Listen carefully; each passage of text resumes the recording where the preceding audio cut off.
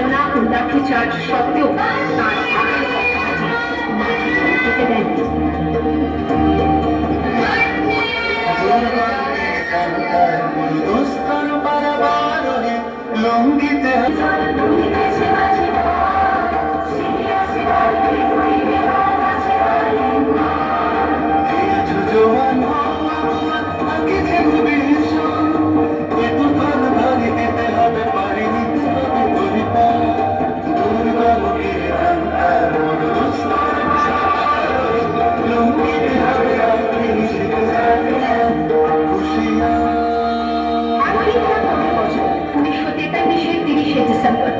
Japan সরকারের অধীনে থাকা আন্দামান দ্বীপ সেদিন হস্তান্তর করা হলো Indian national আর্মিকে।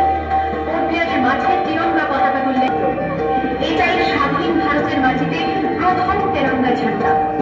INA commander in chief Subhas Chandra Bose হলেন ভারত যাকে স্বীকৃতি দিয়েছিল 18